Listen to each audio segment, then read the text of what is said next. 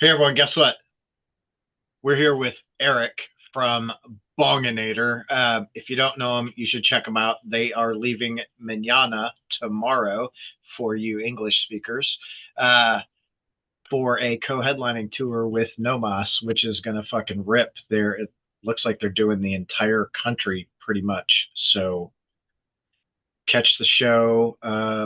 It's the 22nd. They have a new album coming out the 24th called Yeah. RetroDeath. So also check that out.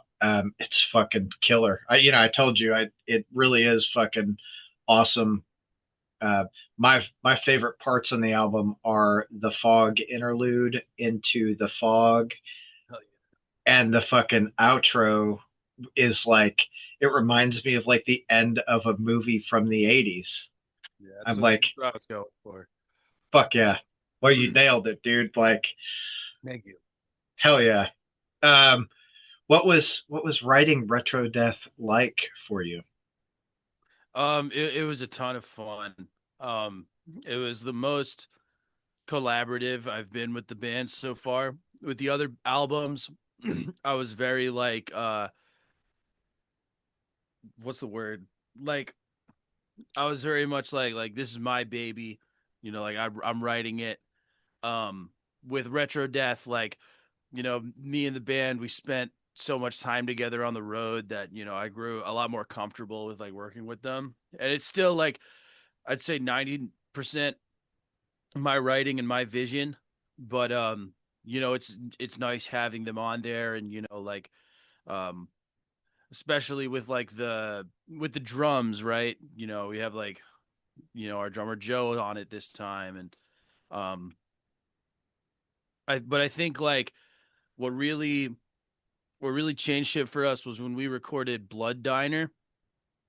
That single came out, I think it came out in 24.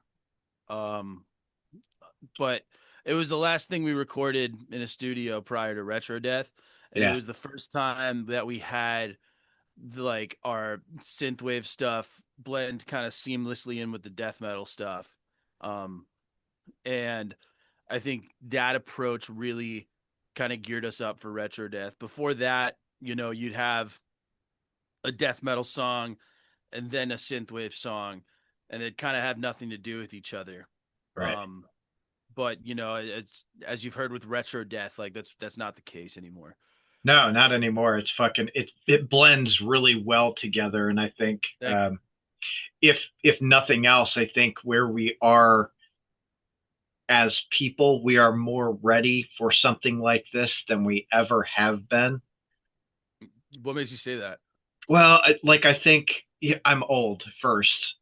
Um, and when I growing up for me, it was if you listen to punk, you only listen to punk, and if I you see what listen, you mean. you know what I mean. But Yeah. now people are a lot more open to like the blending of styles. It's a lot more accepted. And I think the way you did it works really fucking well together. Thank you. When I first like started, doing more of the synth stuff with it, I was like hesitant because, of like, right, there's that kind of pressure of like, are people gonna like it? But I definitely feel like we've carved out our own kind of crowd, and people have just like it's been quite the opposite. People have wanted more and more electronic on the albums and stuff. So we really went for it with this one. Hell yeah. Yeah, I think, you're people, of course, people are, like I said, more open to shit like that. But look at bands like the Browning, I think, are doing really good. And they don't really do the synthwave thing. They do like EDM mixed with like a gent or whatever. Yeah, Um, yeah. They're what they do is far more modern. yeah. And not to say I don't like that stuff. I'm not big on deathcore, but I like that. I do really like that song. What's it called? Uh, it's like one of their more popular songs, and it's got that part. It's like Yeah. forget what it's called. Yeah, me too. Like so the Browning to me are like super new. A buddy of mine a few weeks ago was like, "Hey, dude. check. Oh, I say a few weeks ago, it was a few months ago. Hey, check this out. I think you'll dig it. It's like this fucking super heavy with EDM, and I'm like, I'm not big on EDM at all. They've But then been I around list. since like MySpace. Like they've been kicking it for a while. Oh, I had no idea, dude. Yeah, but yeah, they still make music. They've been around for yeah a minute. Maybe not Yeah, MySpace, but you know, yeah. But a minute. It's yeah, cool though. It's cool that people are open to trying new things. Throwing in the synthwave or the EDM along with like death metal or fucking deathcore or right. whatever, because it's if you're doing death metal, you have this much to pull from. That's facts. You know, I always like I'm huge on EDM. It's really like all I listen to nowadays is like hard style and like um yeah, just like hard techno and like really cheesy stuff. Um, but I always try to explain to people it's like for that kind of EDM that I listen to, it's all about like speed, aggression, and bass. And it's like it's no different talking about death metal. That's what sure, makes death metal, you know? yeah, Um there's obvious differences, but like in terms of like what it does for me as a listener, it like scratches the same itch.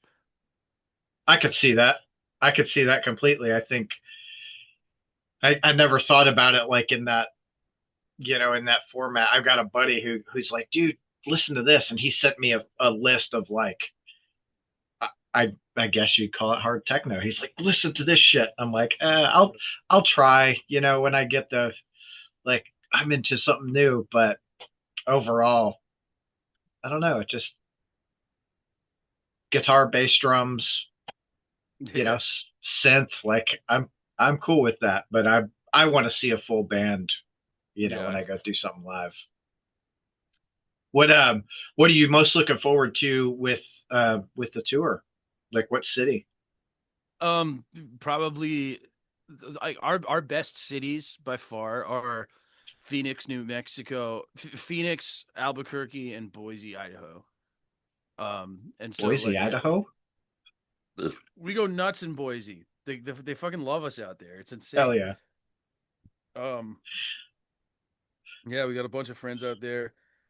That's kind of like when we do a big tour like this, it's really hard for us to get out anywhere on the West Coast without doing an insanely big tour, right? We're from like the exact opposite Yeah. pocket of the United States.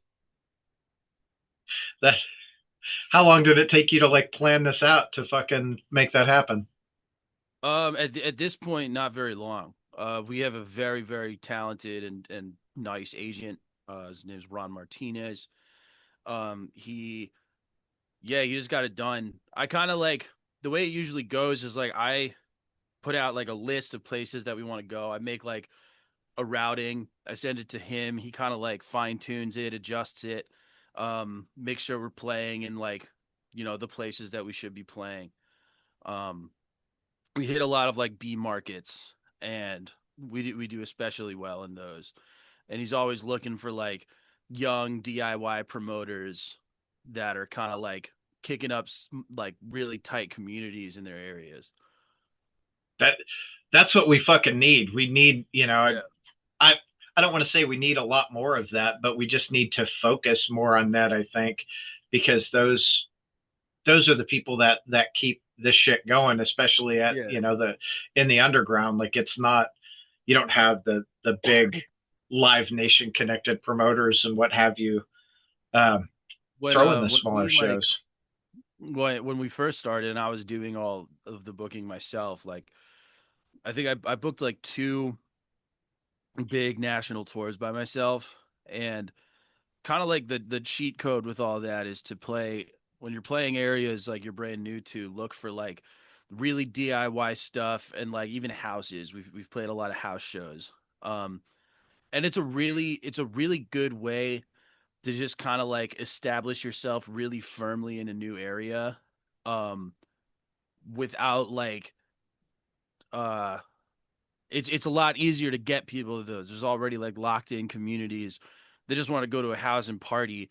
and then they see your band, and then you have this whole group of people that's going to see you next time. Yep. Yeah, it's like MagBar. They Magbar's have that. great. Yeah, that they've got a really solid community, and that I tell all the bands that are coming through for the first few times, like, do a Metal Monday at MagBar, because you'll get it almost guaranteed every fucking Monday 40 to 60 people at your show that are interested in seeing the band.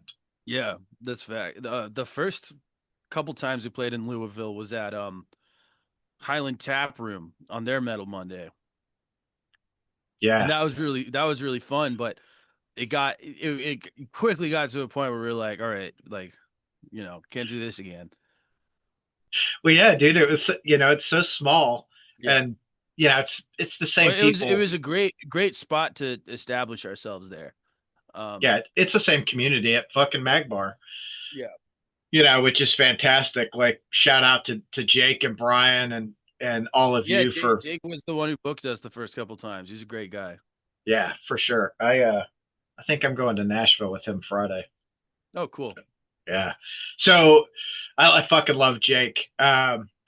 His band Redivider has Right. an album coming out in January. Yeah, yeah. I saw that.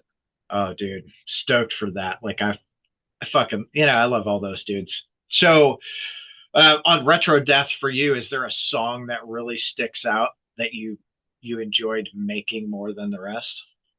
I think the fog. Um, it's like it's about Silent Hill 2, which like doesn't fit in with all the 80s stuff, but it's still like a retro game at this point. I mean, yeah, it's almost like 30 years old now. Um, and that one is just it was just like so far off from what we've done in the past that it was really fun to write. There's a lot of like organs and like stuff that I really like to use. Um, It's groovy as fuck too, dude. Like, it Thank makes you. you want to fucking dance. Yeah, you got to shake your ass to it. That's what like qualifies good music to me. It's like you got to be able to shake your ass to it. Um, and yeah, that's what we go for all the time. Is like shit that makes you want to move, whether it's moshing or yeah, just like shaking your ass. Um, the other song I really liked is "Who Let the Things Out," um, which is like it's the last album song on the album. Obviously, there's the outro, Right. but it started out just kind of like as like a burner track, right? Like something I just kind of threw together. Honestly, the vibe I was going for was like 6 feet under. Um, and I ended up using like a bunch of cool sound design on it that like made it a lot of fun to write. It's about a movie called Things. It's not about the thing. We already have a song about the thing. This song is about the movie Things. It came out in 1989, and it's like just some shot on video garbage. Uh, Insanely bad movie that like I highly recommend to anyone. I I love that. Now I have to go watch that. It's Like, it's it's incredible. Yeah. those those are some of my favorite ones that, like, not even a D class movie. It's like, oh, John and Steve fucking shot this in their backyard one night. They Yeah. were wasted. Like, all right, cool. That's what I want to watch. Our bassist Jack is way more into it than I am. Like he collects and stuff. I obviously love those movies. He showed me most of them. Um, he's kind of like my lexicon. He's the guy I go to for recommendations and stuff. And when we first started hanging out, the big movies that he showed me that were really influential were Pieces, which we wrote Chop to Pieces about, and yeah, Things. Um, so yeah, I really like that song. It's a lot of fun. Hell yeah. Do you guys, like, on the bus, you got DVD player and shit to watch movies? So watching movies on the bus is like kind of difficult because of how noisy the bus is. Um, yeah, a lot of shit's moving all the time. It's very noisy. Um, but no, we'll watch movies together. Like if we're at someone's house or something. Usually there's like I have like a huge list of movies that I've been meaning to show the band that I never really get to. Um, like yeah, like I wrote the songs about like They Live and RoboCop, and like two of the band members like had never seen them. Um, Really? yeah, I mean we're all like right. I'm 27, and we're kind of all around that age, and I guess like they're all really into it, but I don't think they got into it. I think that they got into it as a result of like being in this band. Oh, that's fair. Yeah, Yeah, like it's I'm 50, so like I remember when that shit came out, like right. RoboCop was like, oh my God. And I grew up in Detroit, so of course, Yeah, like we have to go see RoboCop. So it blows my mind when someone's like, oh yeah, I've never seen RoboCop. I'm like, really? yeah. But I remember like I watched it. I'd obviously seen it when I was younger, but I watched it again like before right when we started working on Retro Death, and it was far more violent and gory than I remembered. yeah, And I remember thinking like it's insane that a movie that was this popular is like this has like this level of violence in it. yeah, Um so it was very like easy. It was very obvious that I wanted to write a song about RoboCop. hell yeah. What other what other movies do you want to write songs about that you haven't? Honestly, like since we wrote The Fog, I've been like thinking a lot more about writing songs about video games.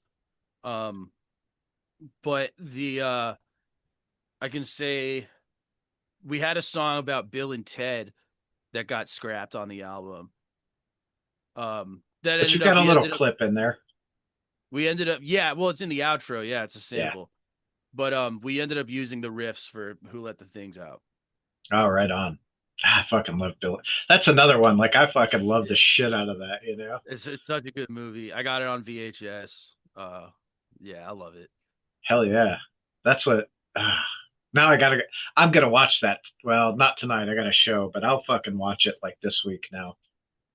Hell Like, damn it. Like Keanu is he is the most gentlemanly like person, yeah. and it's hard not to support what he fucking does. As violent as he gets with John Yeah. Wick or any of that shit. Like, I fuck. love John Wick. John Wick Yeah. bang.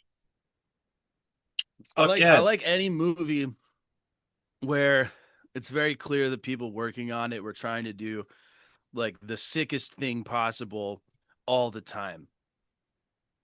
And that's definitely what John Wick does. 100%. Yeah, Like always push those fucking boundaries. Like what can we do that are gonna make people go, holy shit, I've never seen that before. exactly. And like his fucking it's so wild to watch the shit that he did with like martial arts and fucking, Oh yeah. guns and all that. Like, holy shit, dude. You're he's what? He's gotta be mid 50s, late 50s now. Yeah. No, Good it's for sick. him. Yeah. What's your favorite movie? Of John Wick. Nope, just overall. Oh, dude, I know. It's like that's fucking that's rough. You'd have to like limit it to genre at least. okay. What's your favorite fucking horror movie? It could easily be Pieces. I love Pieces. I love any of the Argento movies. Suspiria. I love Deep Red. Um, fucking Night of the Demons. Um, yeah, I mean that's also like insanely tough. Yeah. Um, I really like the Hellraiser series. Oh yeah. Um, Did yeah, you ever see a movie? I It's watched not really a Halloween 3 last night. That's a classic. I love Halloween 3. oh yeah. See, I like the Halloween series, the fucking Friday the 13th series, like those, Yeah. growing up with those was like, oh fuck yeah, this is like, even like Friday the 13th, the first one, you were like, oh, this is how did they do that? That's so Yeah. wild. You look back now and you're like, ah, that's cheesy as fuck. I love the Terrifier. Honestly, no, if I had to pick a favorite, I'd probably say Evil Dead. Any of the Evil Deads. Probably two was my favorite. Hell yeah. Now, I I don't remember which it was. Was it if one of the Evil Deads or maybe Night of the Living Dead that they fucking filmed at Cave Hill here? Oh, I wouldn't know. Oh, dude. I'll have to look it up after and fucking shoot you a message. But like one of those movies they filmed at Cave Hill Cemetery, or at least part of it at Cave Hill Cemetery, and that's where like Colonel Sanders is buried and Oh, fucking nice. Muhammad Ali and shit. Wild. Not far from Magbar. That's cool. I'll check it out. Yeah, or not, whatever. Uh, how long are you guys on the road for Retro Death? Is it like it's like 5 weeks? 7 weeks. 7 weeks. Yeah. Yes. What are the bus rules when you're on tour? There's honestly not a whole lot of bus rules. I try to keep it clean. Um, I guess I mean one, you're not allowed to have sex on the bus. Uh, I try to be, but like it's never been a problem. But we've made that clear as like a thing. Like, yeah, don't have sex on the bus. But other than that, I mean, yeah, it's pretty chill on there. Um, yeah, I don't know. Yeah. So who'd I talk? I talked with someone yesterday that's like essentially the only rule they had wasn't even sex. It was, if you fart, you have to claim it. Oh yeah, that's a good one too. Um, we have this character, Monsieur Le Marc, who like. So there's one time we were in French Canada, and I ate a big poutine with a bunch of hot dogs in it. Um, and the next morning, it stunk in there. And what we concluded what happened is there was this guy, Monsieur Lemarque, a really fat French Canadian dude who snuck into the bus at like 4 or 5 in the morning, just ripped a bunch of farts and then walked out. Um, That is so he shows up every tour randomly. yeah, well, but especially if for some reason if I eat the poutine with the hot dogs in it, um, you know, I think it's kind of like he knows to come invade the bus. Oh fuck. Keep me away from I love poutine. I don't know that I've ever had poutine with hot dogs in it though. It's a more traditional style. Like we got it at this place that was very like, I guess not traditional, but like um right, there are certain styles of poutine that have like distinct French names. I forget what this one was called, but yeah, it had like bacon, hot dogs, ground beef, pepperoni. Holy shit. They were One like, thing, the last time we were there, one thing I got super into, a lot of them have it with bolognese sauce instead of gravy. "Ooh, That shit's banging. Um, I holy think that shit. might be like my new favorite. All right. Someone make some fucking poutine with bolognese sauce on it. Like, They have it like at most places that serve poutine. If you go to like a poutinerie, like it's called the Italienne. okay. Yeah.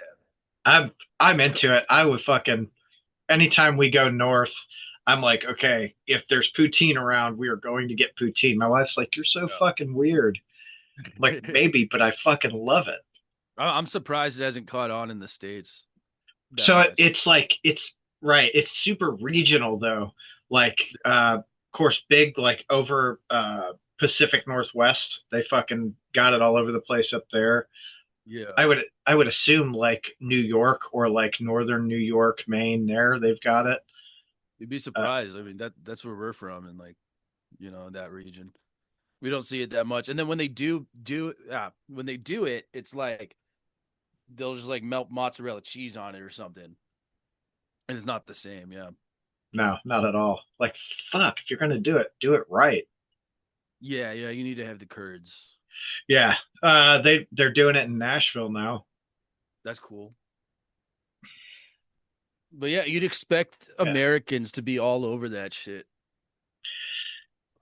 I yes, yeah, we're fat, dude. I'm fat. I fucking love that shit. My wife's like, when you eat three servings of something. I'm like, yeah, and then I go back for seconds. Like, Yeah. I'm still Yeah, fucking on this hungry. tour, I've told the band on this tour, I'm trying to like, I want to try like at least one like food challenge at a restaurant. Um, do like a 72-ounce steak or something. That was You literally where my fucking mind went, dude. That that place, fuck, what's the name of that place? I don't remember. Whatever in Texas, that with that 72-ounce steak challenge. Like, right. even aside from that, dude, there is so much food. They've got Rocky Mountain oysters, which Oh are, yeah, dude, they're fucking delicious. yeah. Yeah, I've had them once. Yeah, they're pretty good. Yeah, I'm I eat like a fucking monster, dude. I eat like a gorilla. Um, me I too. found one place in Mesa, Arizona last night. I found a place.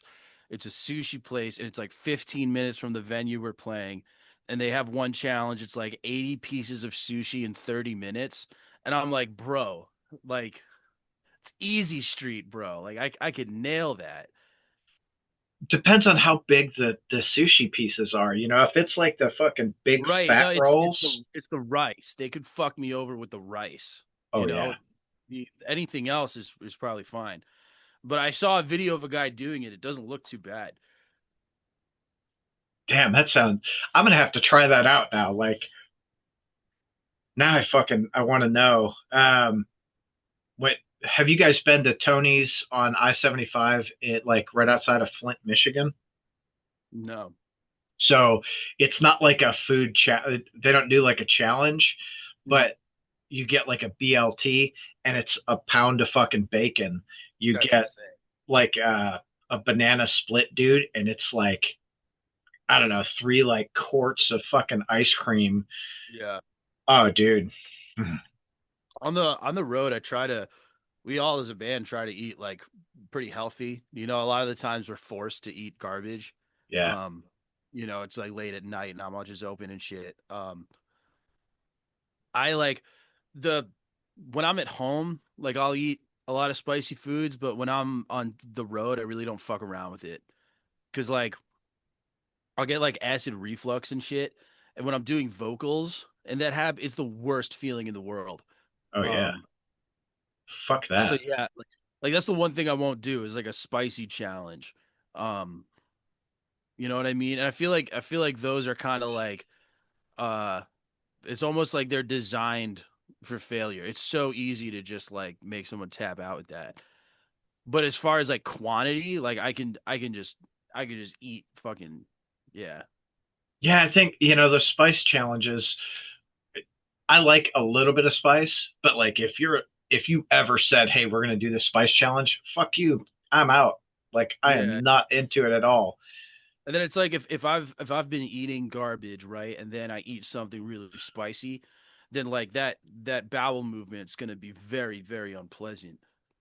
Oh, oh yeah, and everything leading up to the bowel movement too. The bus is gonna be like, "Oh, dude, did Mansoor fucking show up 10 minutes ago?" Like, yeah, he did. One thing on the bus is like if you eat and then lay down too quickly before you digest, the bumping can like really fuck you up. Ooh, I never. That's something Ugh. I've noticed. Yeah. You're like, fuck. No, I just ate. I can't go to sleep yet. Damn it. Yeah, you got to wait like 20, 30 minutes before, you lie down. It's like going in the water. Don't go in there, you'll cramp up. No, it just makes you sick, and then you shit all over the place. It's fucking terrible. What kind of merch are you guys taking out on the road for the Retro Death tour? We got shirts. We got actually, yeah. Right here I have we got our vinyls. Yeah, these ones are like uh it's funny enough. We so what it is like the plant will do like they have this option where they take like recycled wax from other records and they just press it. And we ended up getting, I thought it was going to be completely random, but we got a bunch of these like dark green and black variants. Oh, that's fucking cool. Yeah. So I actually really like this. It's very like weed smoke esque, you know? Yeah. Um, It's like a real light colored like weed. then we also have the purple ones, but then we got the CDs here. CDs nuts.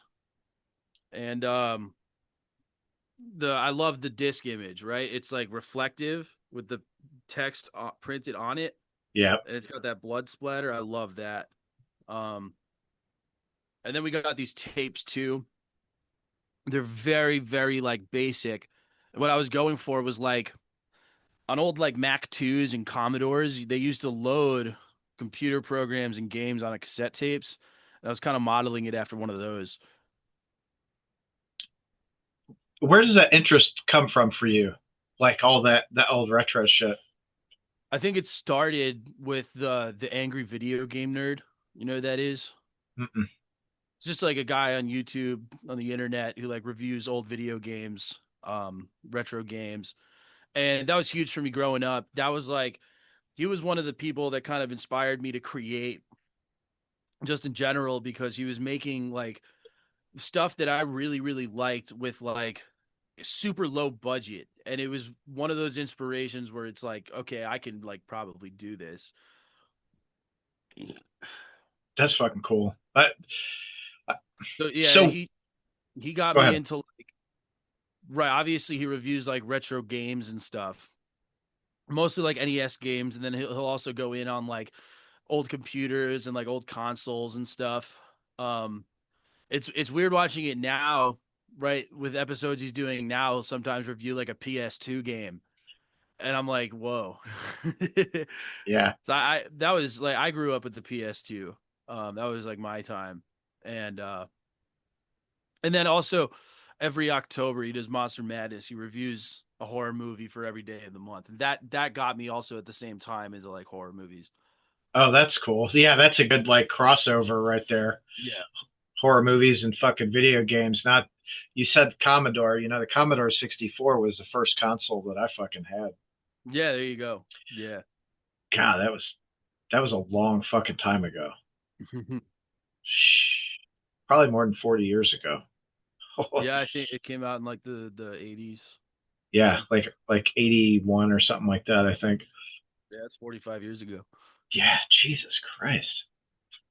I'm fucking old.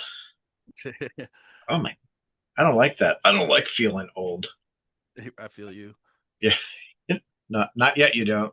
Wait till you well, for me like I hit 39 and my body started falling apart and now I'll be 50 here in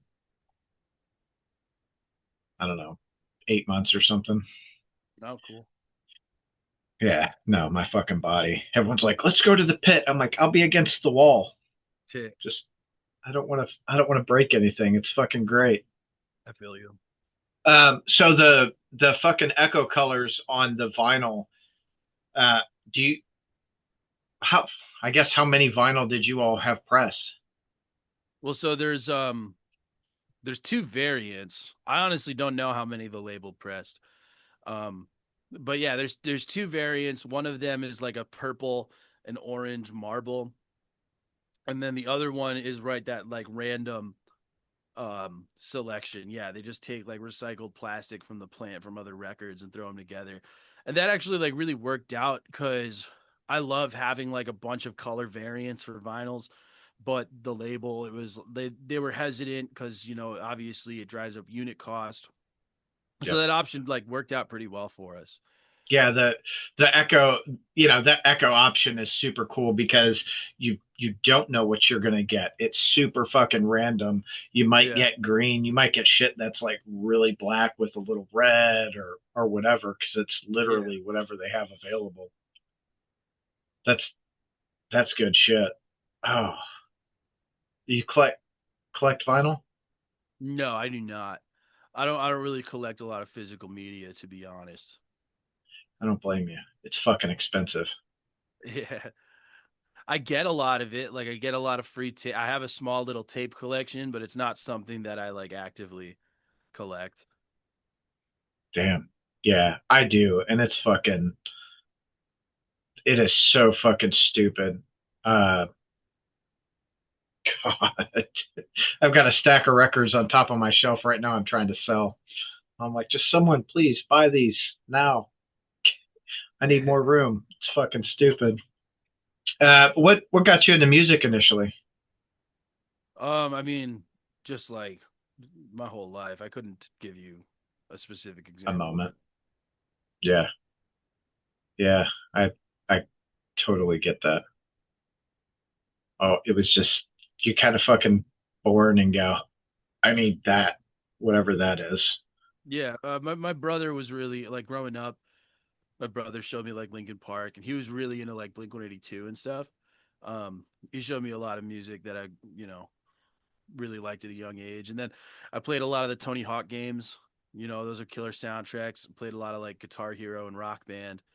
And I think you'll hear a similar story to a lot of people my age. Is you know like they play Guitar Hero, um, and Yeah, that's like kind of their first introduction to metal. yeah. I guess you're right. Like, it's so. I guess for me, it's fucking weird to think about that, but it's that's the reality. Punk and metal. I think good thing for Tony Hawk, like introducing so many people to Oh, yeah. these different genres. I mean, they had killer soundtracks. They still do. Tony Hawk's Underground 2 had Deadly Sinners by 3 Inches of Blood. And I really liked that one. Yeah, I'm glad they're playing together again. Yeah, I want to see them.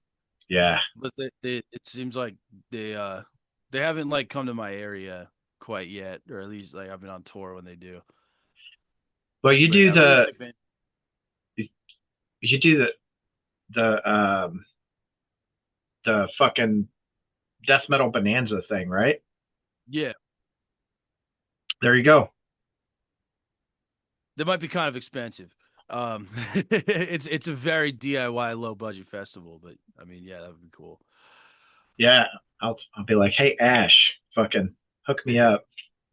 One of the guys in 3 Inches was in a band called Black Wizard, and I saw them with Weed Eater a few years ago, and they were really cool. I'll have to check them out. Yeah, and I know they're really tight with the guys in There's that band Ancients. But It's yeah, oh spelled with yeah, like two eyes. Yeah, and that's also like really tight in that like Canadian group of bands. yeah. They're ancients. I think they leave for tour here in like 2 weeks. Maybe they're going out with Howling Giant for a month or maybe a little more than a month. That's cool. Yeah, that'll be a super cool fucking tour. And Ash, the 3 Inches drummer is playing with Revocation now. I think he joined back in like 2016. That's right. Yeah. Like watching him play, dude, he is such a fucking beast drummer. Right. Like, what the fuck? Mm. He said, I was talking to him. He said Gene Hoglan taught him for, I don't know, 12 or 13 fucking years. Well, that's sick. Oh, I saw you interviewed Hoagland, didn't you? yeah. Yeah. I was checking you out and I saw some of your other interviews. Yeah. Gene's always fucking super, super nice. That's sick. Every time I fucking met him, everything I've ever heard is that he's one of the nicest guys in metal. And I got to take my daughter 2016 or 2017. We went to Cincinnati to see Testament and Sepultura. That's when Gene was still with Testament and just fucking total gentleman, take time to chat. My daughter was like, at the time, she was probably 10. She's like, whatever.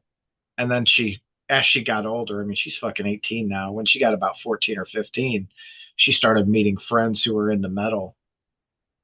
And they're like, oh man, I really love Testament. She goes, oh, Gene's my buddy. And I was like, no, he's not. You fucking met him once, kid. Like, but whatever. It's good Death shit. Clock is one of our biggest influences.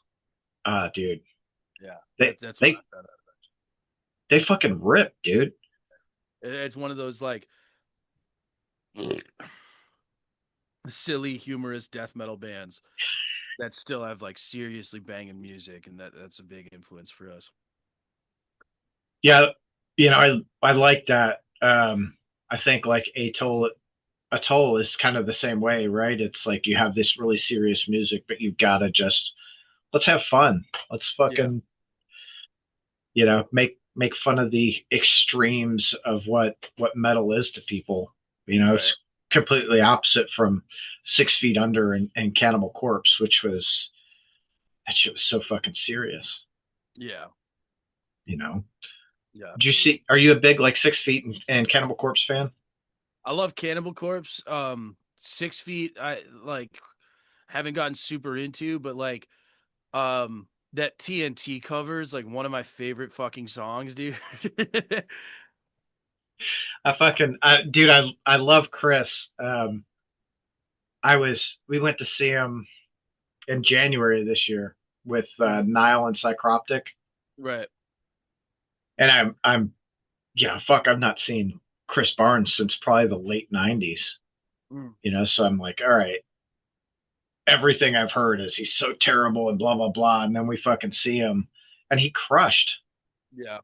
It's like, dude, why are people shitting on him? Like he fucking he can't get away from it so Yeah. bad, but he was really fucking good. I would suggest going to see them live if you have the opportunity. Who do you want to go out on tour with? Like, what's the number one band if you could pick anyone to go out with? Probably Fulci. They're uh they're a Fucking huge influence for us, and I just feel like our sounds go together really well. yeah, yeah. Those dudes fucking rip too. Mhm. God, they're out with They're with Cannibal Cannibal Corpse. Corpse and Municipal Waste right now. Yeah, I think Full of Hell was on for a little bit. They might still Yeah. be on that Yeah. too. That'd have been a really fucking cool tour to see. Yeah. We've played with Fulci twice when they came to Boston, and their new US vocalist Jason, we did a tour with his other band Left to Rot like way back in the day. Not like it was like 3 4 years ago, but like when Bonginator was like first coming around. Yeah, Um, and yeah, no, super nice guy. And then when we saw he got the Fulci gig, like that was just insane. yeah. It's so wild to see how like that the international touring works for bands because it's the same Yeah, way with like Psychroptic when they come over, they've got a different vocalist too. right. They've got what Jason Kaiser from Origin, Yeah, just fucking cool. Do you guys plans to go over to Europe? it's like something that we've been actively working on for a while. Yeah, it's something we really want to do. Yeah, I think a lot of places over there you don't really need a visa. Not no, Is not if you're from the States. No. We Yeah, kind of make it really difficult for people. Um and yeah, it's like a not lot more so than it fucking needs to be for sure. yeah. And it's very unfair, how much hoops these guys have to jump through just to get to the US. Well, and then yeah, and it's not even like guaranteed that they're going to get approved to fucking Yeah. come. Um, I was just watching an interview with someone. They're like, "Oh, we spent 20,000 on fucking visas and to speed them up and shit, Yeah. and it didn't even it didn't even happen." I'm like, "What fucking bullshit is that? Like, if I'm Yeah, it happens all spending the time. money, like, Man. fuck that. Like, unless you're a fucking rapist, a pedophile, or a fucking murderer." And even murderer, I don't really care. It's the rapist and pedophile that I have the fucking issue with. Like, Yeah, that they really just don't want people making money here. Um which is fucking stupid. I think it's really dumb, like there's that whole thing on the Statue of Liberty. It's like Yeah, yeah, whatever. Like, to be a land of opportunity, you know? it is, but not for us. Yeah. Whatever. I don't want to be a fucking doctor. Yeah. Like, I'm not into that. But I'm totally into fucking going over to Europe, dude, because I feel like you guys would do really fucking well over there. I do too. Yeah, yeah. I think we're just looking for like a band out there that wants to take us out.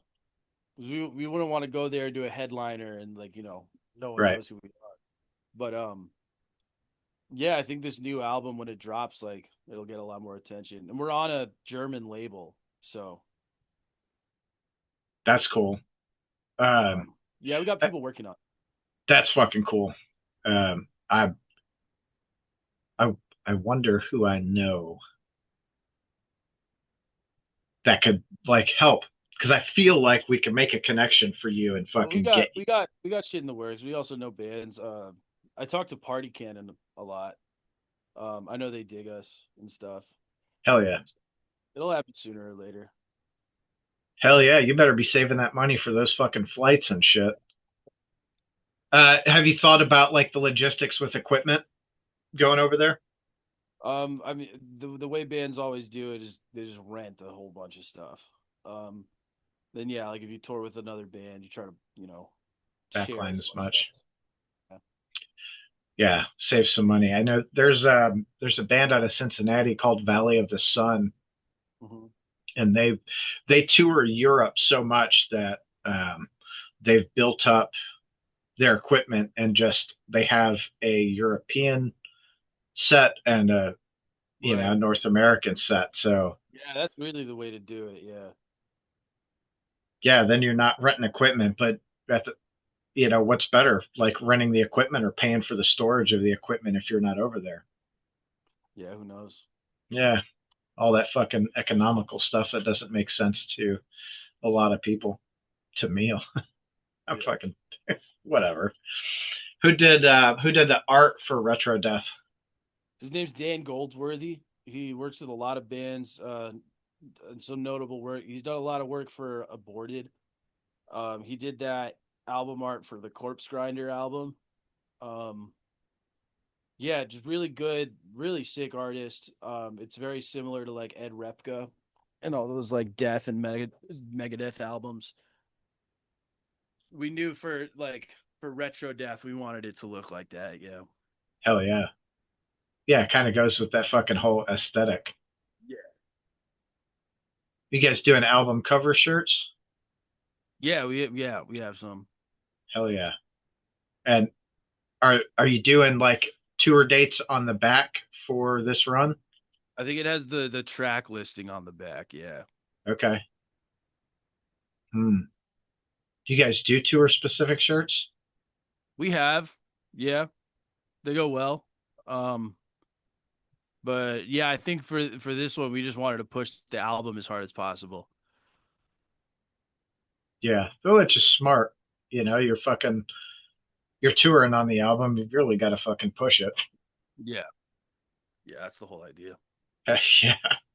Yeah. Promotion, marketing, all that good fucking whatever. Um, I don't know. It's early, dude. I'm like not fucking with it right now. Yeah, I feel you. Like, who's what was your first concert that you ever went to? It was Cannibal Corpse and Behemoth on that Satanist tour. Oh, that's fucking dope. I think it was 2015. Yeah, I was like 16 years old. Fuck.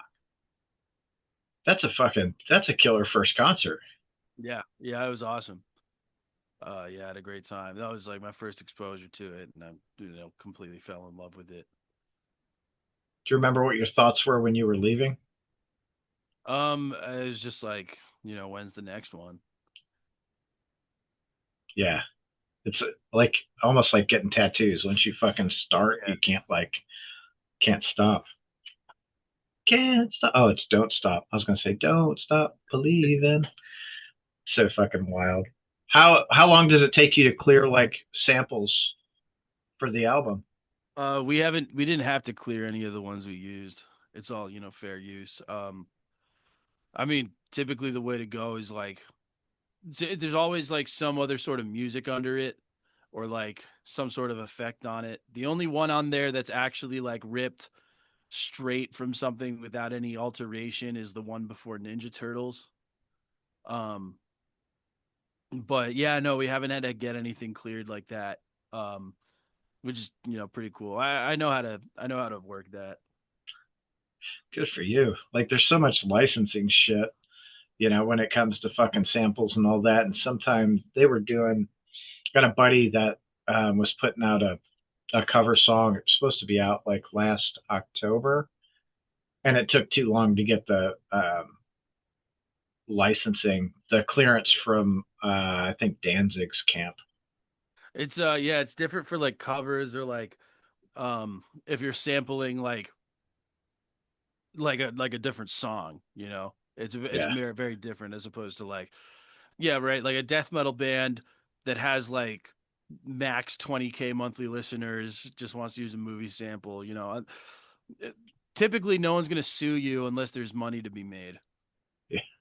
you know, Yeah, you kind of fly under the radar at that point. Like, a little bit. yeah, but what happens when the song takes off and you go from Yeah. 20,000 to fucking 2 million listeners? They're like, "Oh my god, you're making $1,500 a year from the streams. We want that." You're like, Yeah, "Oh, but I don't think yeah, none of the samples we use are like need to be cleared to that regard. that's cool. That's super cool.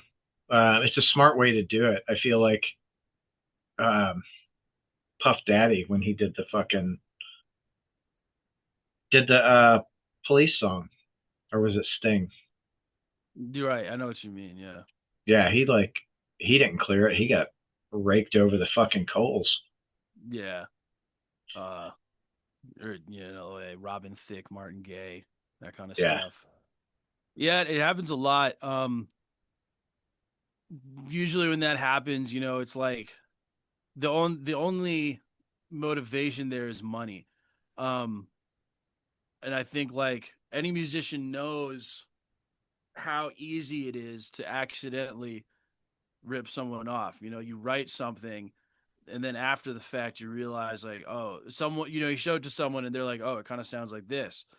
Um and I feel like that happens all the time. And I feel like a lot of people should just be a little cooler about it. yes. Yeah. Well, especially if you're like writing something, like there are only so many chords and so many times you can, like chord progressions and what have you. Shit is gonna sound similar to other things at some point. Yeah, and I think like the only time like you really draw the line is like, is this work actively pulling listeners away from the source material, which I think is very very seldom the case. Right. Yeah, you're not, if you write a fucking Metallica styled riff, it's not gonna be, you're They're not not gonna, hurt. Yeah, no, no. But people are greedy, dude. yeah. It's I mine. listen to so much EDM, and like so much of the stuff I listen to is yeah, just like remixed or just like straight up ripped off melodies and like stuff. But in that community, it's like so cool. Everyone's down with it, Yeah, and it's just sick. Uh, and yeah, I feel like maybe the metal community has something to learn there. I could see that. Yeah, It, not just metal, just like in general. yeah, Uh, pop, like fucking everything. Like, yeah. yeah, But like I said, like the only time it ever comes up for any artist is when there's money to be made. Um, yeah, that is true. That is that. Yeah, if there's no money, they don't give a shit. right, They're not looking for that for sure. The lawyers aren't looking for that because right. how do you take blood from a turnip? Like, you just can't. Do you feel like listening to the EDM uh, influences the riffs that you write? Not not exactly. Um, I think it influences me a lot with like production, um, and like uh, toward like sonically and like how shit sounds. But I mean, musically, it's insanely basic, right? Like, it's all just like four on the floor kicks. Oonch, oonch, oonch, Yeah, oonch. Yeah. insanely simple drum beats and melodies. I wouldn't say so far as like an influence, but sometimes I'll hear something and be like, yeah, that's cool, and then I'll fuck around on guitar or something. Um, but yeah, I don't know. I think like yeah, a lot of it has to do with like how satisfying it can be to listen to sonically, and then applying that to my music.